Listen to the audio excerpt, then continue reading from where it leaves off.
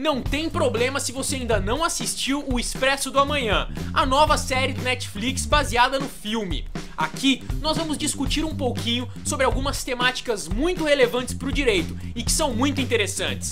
Não se preocupe, não teremos spoiler, somente algumas contextualizações. É aqui, no Direito Direto, pra você.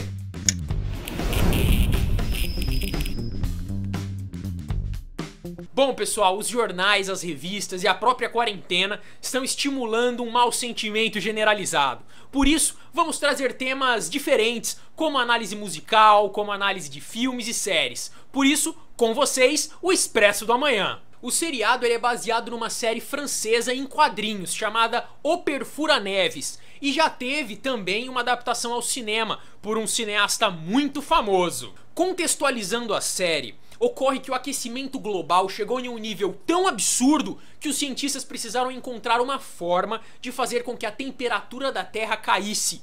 No entanto, funcionou, só que funcionou demais. A temperatura da Terra despencou e então o mundo ficou congelado. O Sr. Wilford, durante esse grande congelamento do planeta, elaborou um trem tão grande, tão perfeito, que circularia por toda a Terra, acompanhando o Sol de modo a não congelar. Dentro desse trem, nós teríamos alimento, suprimentos e também espaço para muitas pessoas. Como em nossa sociedade, esse trem também é dividido em classes sociais, já que quem tinha mais pôde pagar por espaços maiores, por privilégios maiores. Quem tinha menos pôde pagar por espaços menores, privilégios menores. Diferente do que acontece hoje em nossa sociedade, lá no trem não é possível que você, de uma classe, consiga ascender socialmente por outra de forma natural. Ocorre que os trens são divididos e cada um possui a sua fatia de alimentação, de espaço e de trabalho. Existe um grupo peculiar nessa estratificação social promovida no trem: os fundistas. Os fundistas são um grupo de pessoas que conseguiram invadir o trem no momento em que ele estava tomando rumo. Sendo assim, não possuem trabalho, não possuem qualidade de vida, nem mesmo o mínimo para subsistência. Bom, tendo feito essa contextualização, vamos tocar em 3 pontos muito interessantes que unem o Expresso do Amanhã, até o 3º episódio, ao nosso debate jurídico. Ponto 1. Jacobs e o direito dos fundistas. Ponto 2. Invasão a domicílio. E ponto 3. Direitos assegurados em um julgamento. Vamos lá. Ponto 1. Jacobs e o direito dos fundistas. Gunther Jacobs desenvolveu uma teoria chamada Teoria do Direito Penal do Inimigo, lá na Alemanha. Essa teoria nada mais é do que uma forma de separar a sociedade em diferentes grupos: o grupo dos cidadãos e o grupo dos inimigos. Segundo essa teoria, o cidadão responderia por um código, enquanto o inimigo responderia por outro. Como assim? Por exemplo, aqui no Brasil nós temos o Código Penal, e esse código vale para todo mundo. Quer dizer, se eu cometer um crime, responderei segundo o Código Penal. Se você cometer um crime, responderá segundo o Código Penal. Se um terrorista cometer um crime, pelo Código Penal. E se o presidente da República cometer um crime, pelo Código Penal. No entanto, pela teoria do direito penal do inimigo, nós teríamos uma classe específica de pessoas na sociedade que responderiam por outro código. Portanto, eventualmente os terroristas, os criminosos de organizações criminosas, os corruptos, os mafiosos teriam um código próprio de conduta. E o que é muito interessante é que esse código próprio de conduta, ele puniria não apenas a consumação ou a tentativa de consumação do crime, mas também os atos preparatórios, aquilo que vem antes do cometimento do crime.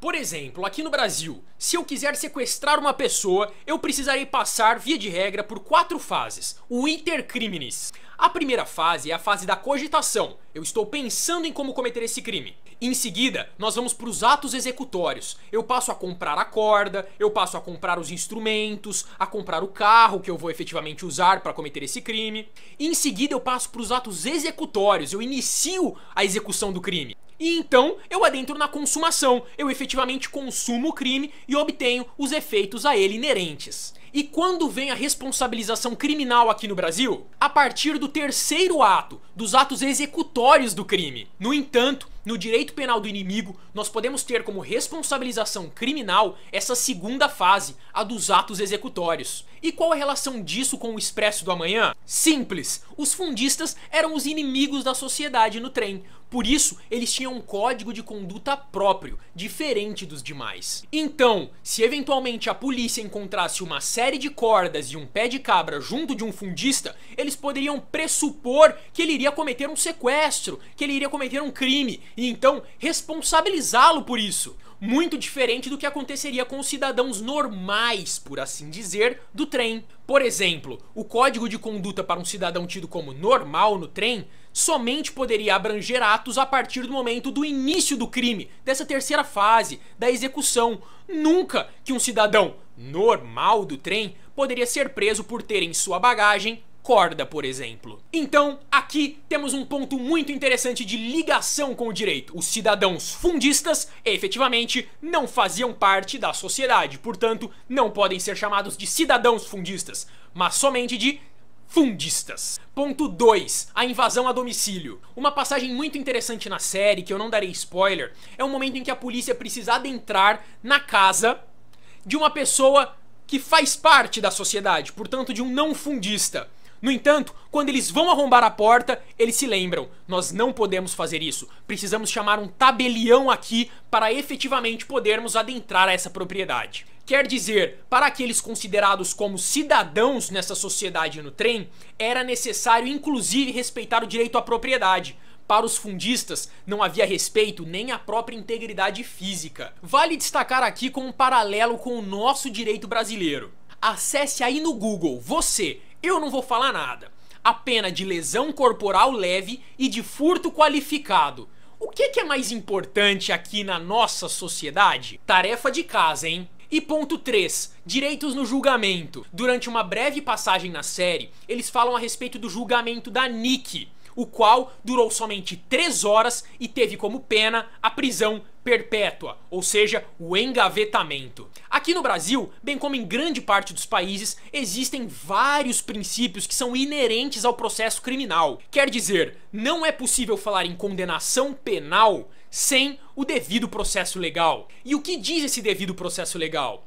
É necessário seguir todas as formalidades, tanto durante o momento do julgamento, quanto na colheita de provas, na investigação criminal. Portanto, é necessário seguir o protocolo para efetivamente conseguir imputar algo a alguém e condená-la por isso. Se esses princípios não existissem, nós poderíamos ser condenados por provas ilegais, ilícitas, ilegítimas. E ainda, em um julgamento que dura 3 horas, é possível afirmar que houve algum processo legal? Bom, esse vídeo foi curtinho, mas eu queria trazer um pouquinho essa abordagem jurídica de uma série que você pode assistir aí da sua casa para aliviar essa tensão do período de quarentena. No entanto, talvez essa série não seja a mais indicada, em especial por fazer toda essa estratificação social. Isso também não faz bem para nossa cabeça.